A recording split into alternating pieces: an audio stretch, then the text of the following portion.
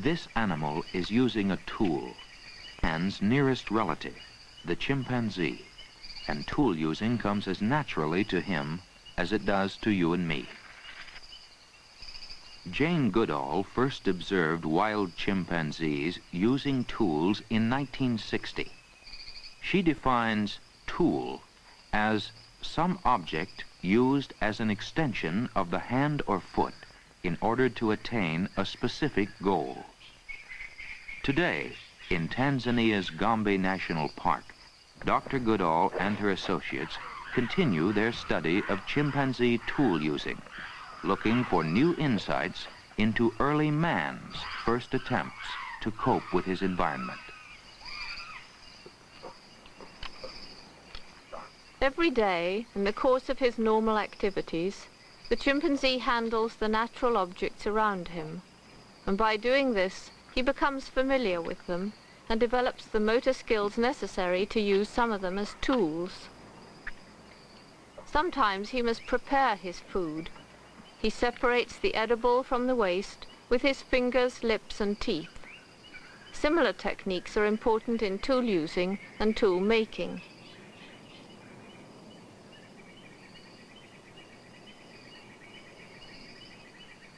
Each night the chimpanzee builds a sleeping nest, bending, holding, and carefully interweaving branches to form a platform in the trees. This is not strictly tool use, but an example of sophisticated manipulation.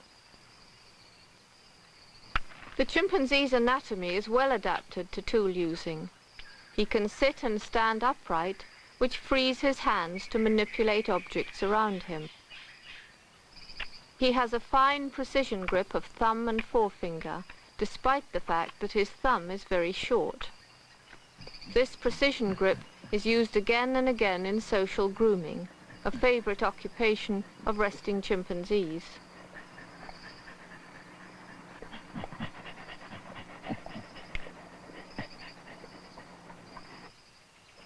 The infant Pom, 6 months old, reaches out for a leaf. Goblin, 1 year, is fascinated by a branch. Chimpanzee infants and youngsters use natural objects just as our children use toys. The chimpanzee's curiosity seems limitless, and certainly it contributes to the development of a wide range of tool-using skills. New objects intrigue him, and he always seems willing to experiment. Because he is fascinated by the actions of others in the group, he has the opportunity to learn through observation. And he is determined.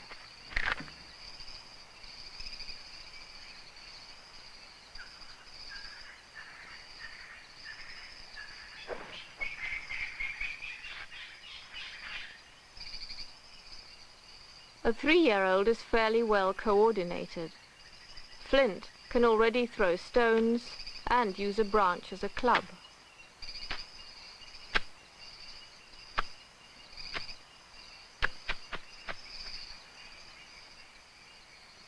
Gilka still shares her mother's nest at night, but in the daytime she builds one in play, practicing the pattern she has so often observed.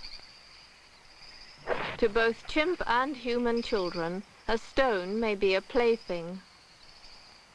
10-year-old Figan plays with a strychnos fruit. Play develops the chimpanzee's coordination and helps him to become familiar with the objects he uses as tools.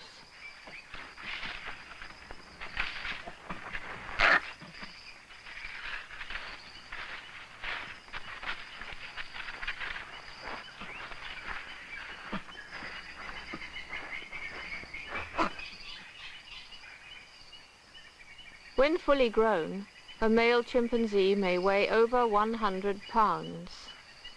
He is much stronger than a man.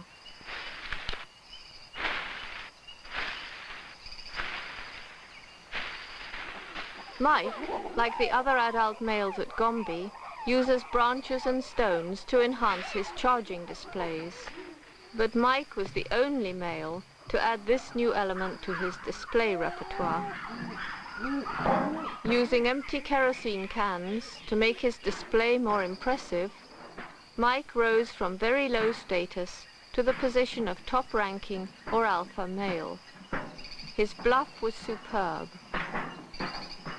We finally removed the cans, but by then Mike had established his reputation. He held his position for 6 years.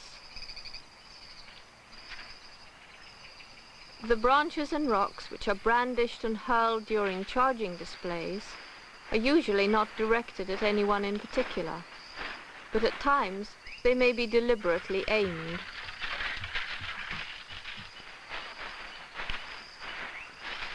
Branch shaking is a threat. Here, a male persuades an unwilling female in estrus, or in heat, to follow him away from the group.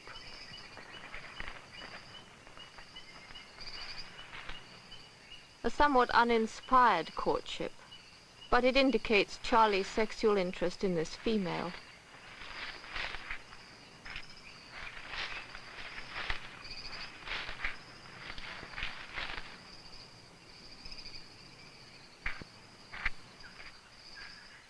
After first presenting, Flint hits out at Mr. Wurzel.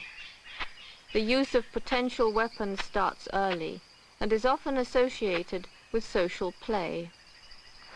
It is sometimes difficult to distinguish play from aggression, as when Flint throws a stick at the camera.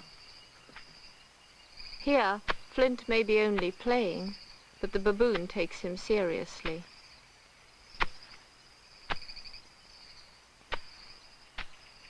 This young baboon is not greatly impressed by the arm-waving threats of one infant chimp. But when another arrives, armed with a stick, the baboon shows a submissive foot-back gesture and moves out of range. There are far more baboons than chimpanzees at Gombe, and there are occasional clashes between them.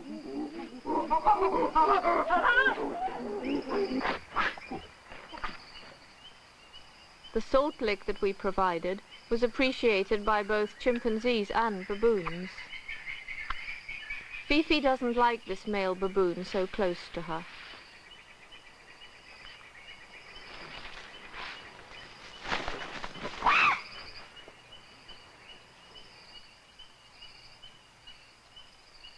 But the baboon returns, and Fifi reaches for a rock.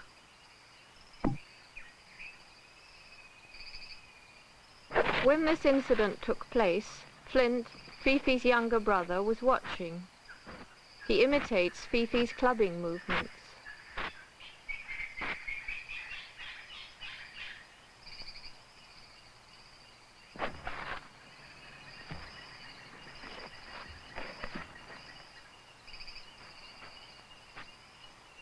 Fifi gets comfortable again at the salt lick, and then Flint decides to put in some additional practice.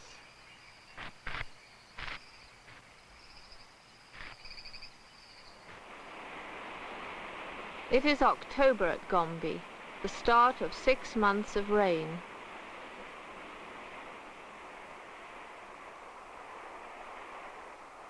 For the chimpanzee, this is the beginning of the main termiting season, for it is now that the reproductive termites grow wings and leave the nest to form new colonies. Worker termites extend tunnels to the surface of the mound, then seal them over until the weather is just right for flying.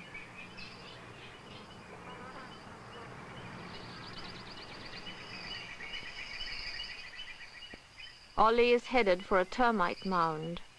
In her mouth, she carries 2 grass tools. She has picked them even before sighting the mound, a demonstration of true forethought.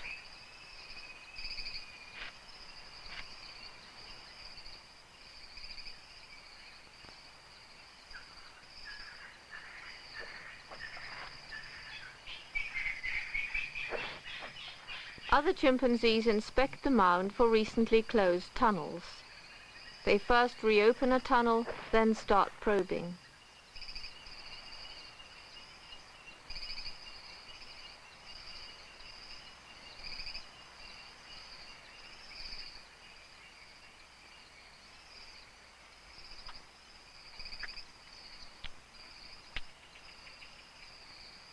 When insects drop off the tool or crawl out from the nest by themselves, they may be mopped up with the back of the hand or wrist.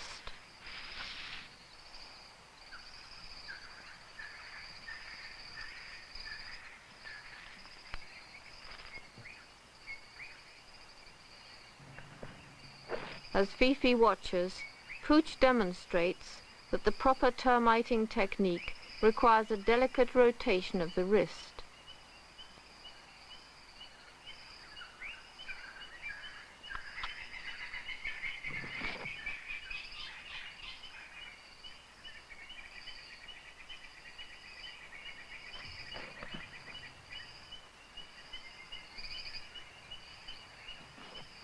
Termiting tools become worn and bent and must be replaced. Some individuals find them close by. Flo is particular. She searches carefully some distance away, selecting several tools at once.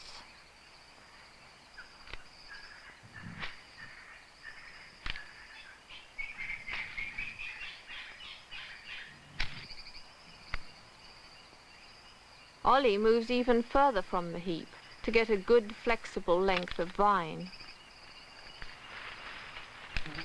Often, twigs must be made into tools.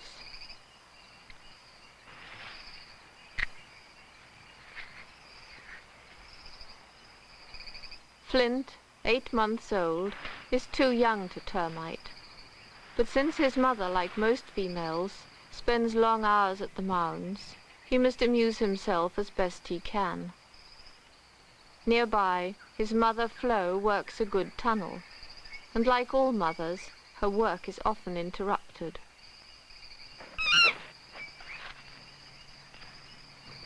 These long hours beside their mothers at the mounds give youngsters much opportunity for learning termiting techniques. For minutes on end, Flint closely observes Flo as she works. And it isn't long until, in his play, he begins to imitate some of her behavior.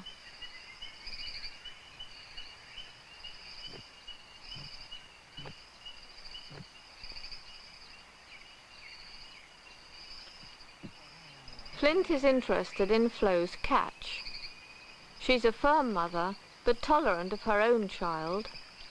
Gilka, however, is mildly punished for interfering. Ollie, Gilka's mother, leaves an unproductive tunnel. Gilka is an eager but inexperienced termiter. Ollie searches for a new place to begin, and Gilka sets to work.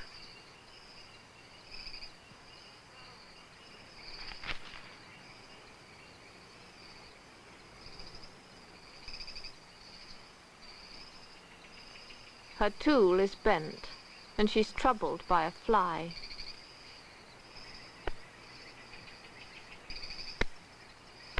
Meanwhile, Ollie inspects one hole after another. Gilka isn't having any luck.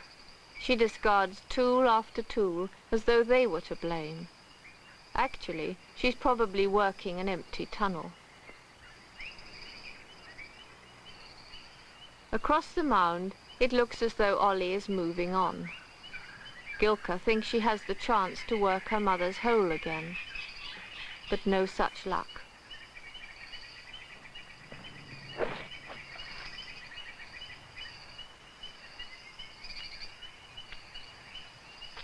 Gilka moves in once more, this time with an absurdly short tool. Like most chimpanzee mothers, Ollie doesn't punish her daughter's interference. Instead, she tickles her. Gilka laughs, and for the moment at least is distracted.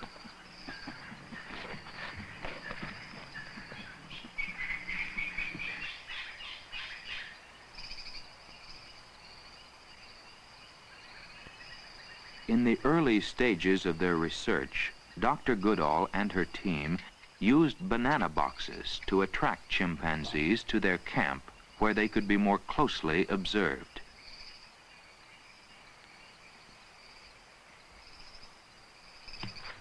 Fifi tries termiting for bananas. It doesn't work, but she demonstrates that chimpanzees can readily apply traditional tool-using patterns to new situations. Flo makes a stick into a tool and tries to open this box.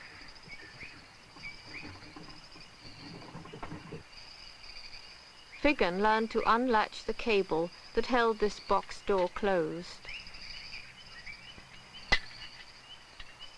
He got all the bananas he wanted.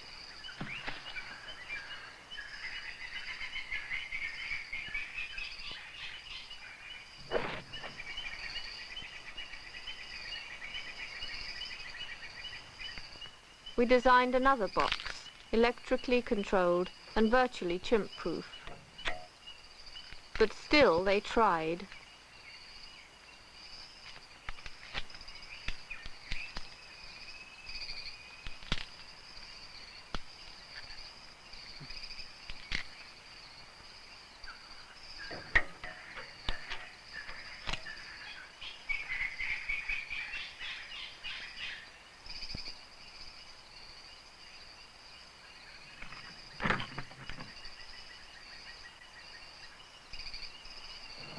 We used to put bananas in this box too.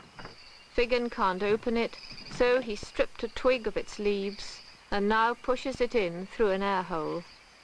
The smell tells him that this time the box is empty.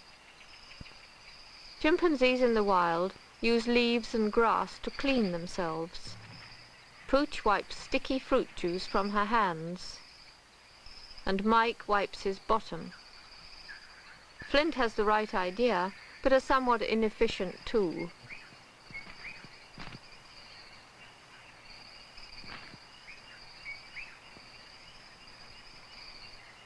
He tries another, but with no better success.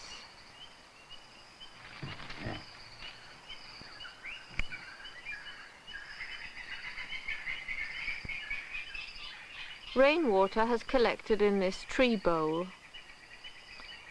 Pooch can't reach it with her lips, so she picks a handful of leaves to make a sponge. Chewing the leaves makes them more absorbent. Pooch sucks water from her sponge while Fifi looks on. Without this tendency to watch a companion, observational learning, so important for tool use, could never occur. We made an artificial water bowl in this stump. Flint can't reach the water with his lips, and not much water sticks to his finger. In an attempt to get the water, Flint tries a number of different tool-using patterns. First, a stick, good for banana boxes, but of little help here. The grass termiting tool isn't much better until he starts to crumple it and so turns it into a sponge.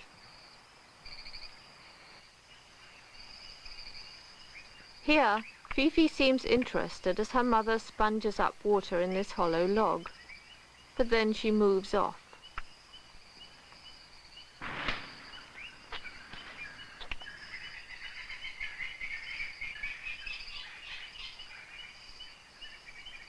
Her brother Figan takes over a little later.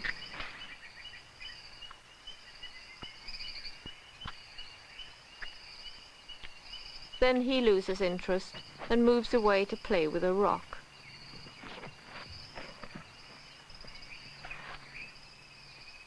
Fifi comes back and eventually starts soaking up the water.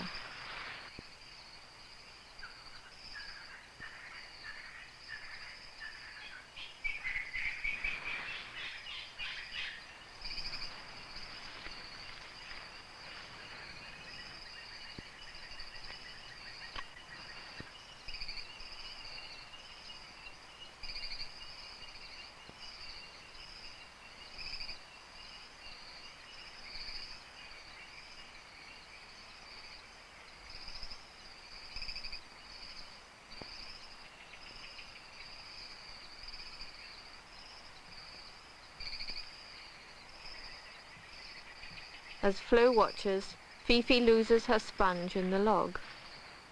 She tries to retrieve it by termiting.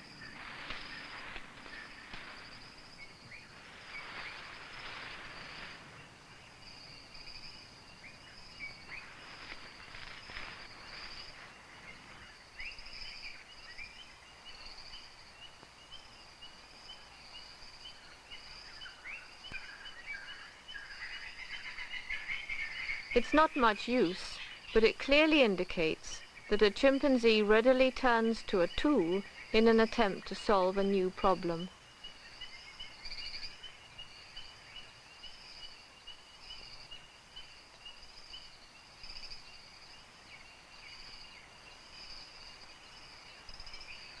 Dr. Goodall's research at Gombe has given scientists a unique insight into the chimpanzee's skill in using his environment.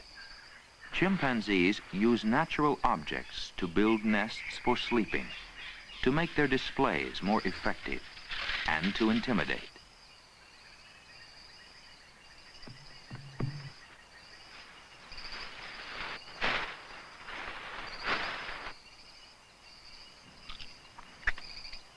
Chimpanzees use objects as tools to get food, to clean themselves, and to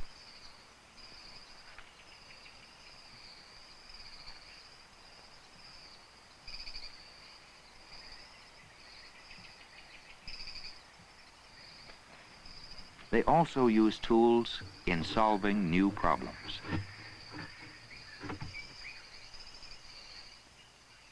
We now know that these patterns may be passed from generation to generation by observational learning.